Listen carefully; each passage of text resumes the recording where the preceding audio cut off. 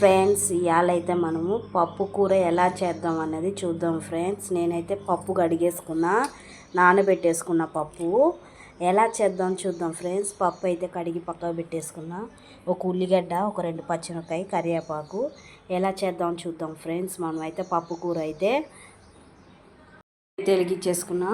ఇప్పుడు ఒక కుక్కర్ పెట్టేసుకుందాం. మనం చిన్న కుక్కరు తొందరగా అయిపోతుంది, ఒక విజిల్తో బంద్ చేసేయచ్చు మన పప్పు కూర అయితే. ఆయిల్ వేసుకుందాం అండి. ఆయిల్ అయితే హీట్ ఎక్కాల కొంచెం, మనకి కొంచెం వేసేసుకున్నా. చూసారు కదా, ఆయిల్ అయితే కొంచెం చాలు మనకి. ఆయిల్ తక్కువే వాడతాం మేము. తాలింపు గింజలైనా వేసుకోవచ్చు అండి, మనము జీలకర్ర అయినా వేసేసుకోవచ్చు మనము. నేనైతే జీలకర్ర వాడతానండి, జీలకర్ర వేసేస్తున్నా. పచ్చిమిరపకాయ,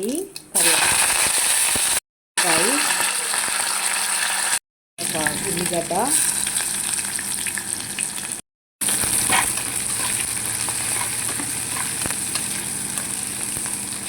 ఉల్లిగడ్డ కూడా మంచిగా వేగాలండి మనకి.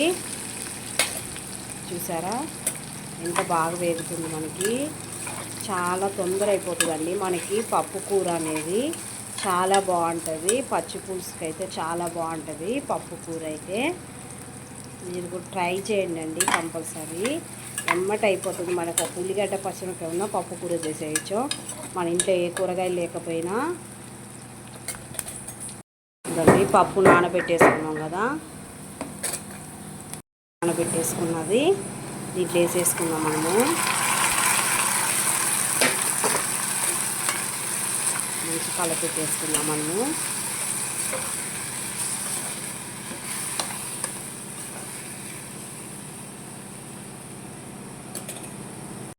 అల్లం పేస్టు, అల్లం పచ్చబుచ్చని దంచుకున్న అల్లం, వెల్లిపాయి, అల్లం పేస్టులా వేసేసుకుందాం మనము. కొంచెం పసుపు వేసుకుందాం.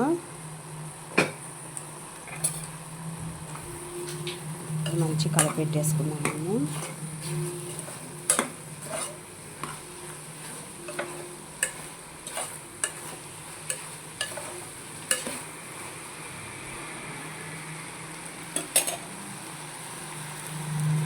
ఉప్పు వేసుకుందాం అండి కొంచెం. కారం కొంచెం, ఎందుకంటే మనం ఆల్రెడీ 2 పచ్చిమిరపకాయ వేసాం కదా, కొంచెం కారంగానే ఉంటుంది మనకి. అల్లం వెల్లిపాయ పేస్ట్ కూడా వేసాం కాబట్టి కొంచెం ఘాటుగా ఉంటుంది మనకి. కొంచెం కారం మనం తగ్గట్టు వేసుకోవచ్చు. మేము పిల్లలు తింటారు కాబట్టి మేము తక్కువ వేసుకున్నాం కారం అయితే. మంచి కలపెట్టేసాను నేను. ఇప్పుడు మనము ఒక గ్లాస్ వాటర్ వేసేసుకుందామండి. చూసారా, ఇప్పుడు ఒక కప్పు వాటర్ తీసేసుకుంటున్నాను నేనైతే. కప్పు వాటర్ అయితే దీంట్లో వేసేసుకున్నాను మనము. తక్కువ వేసుకోవాలా వాటరు, ఎందుకంటే మనకి కొంచెం దగ్గరికి అవుతుంది కాబట్టి. ఇప్పుడు ఈ వాటర్ చాలండి మనకి. మనం కుక్కర్లో కాబట్టి మనం ఎంత వాటర్ పోస్తే అంతే ఉంటుందండి మనకి. చూసి పోసుకోండి మీరైతే. కొంచెం గట్టిగా ఉంటే ఏంటంటే మనకి బాగుంటుంది పప్పు కూర కాబట్టి.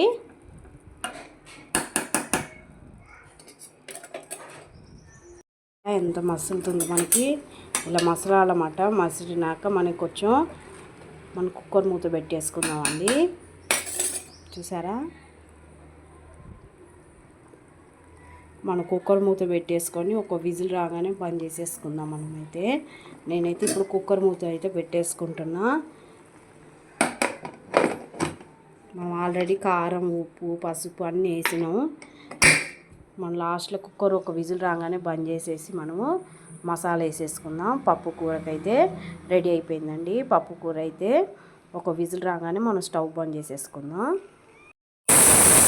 మనకి స్టవ్ అయితే బంద్ చేసేద్దాం మనం. ఇప్పుడు చూద్దామండి, ఇప్పుడు పప్పు కూర రెడీ అయిపోయిందని చూద్దాం మనం ఇప్పుడు.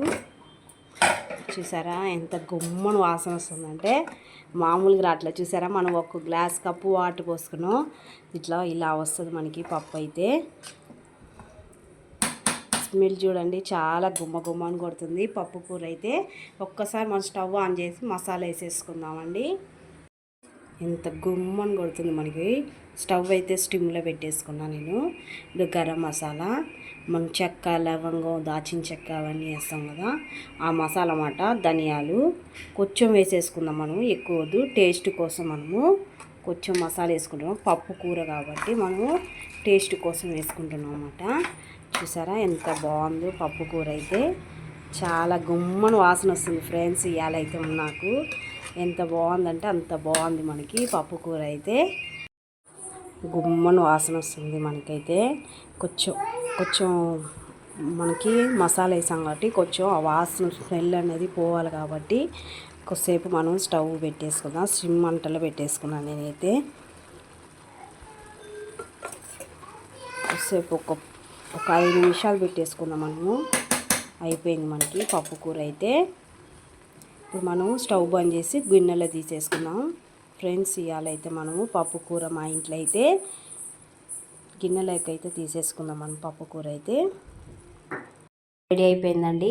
పచ్చి పులుసుకి అయితే చాలా బాగుంటుంది, మీరు కంపల్సరీ ట్రై చేయండి. పప్పు కూర అయితే మన ఇంట్లో ఏం కర్రీ లేకపోతే ఒక ఉల్లిగడ్డ, ఒక పచ్చిమిరపకాయ ఉంటే పప్పు వేసి పప్పు కూర చేస్తే బాగుంటుంది ఫ్రెండ్స్. మీరు కూడా కంపల్సరీ ట్రై చేయండి. లైక్ చేయండి, సబ్స్క్రైబ్ చేసుకోండి, కామెంట్ చేయండి ఫ్రెండ్స్.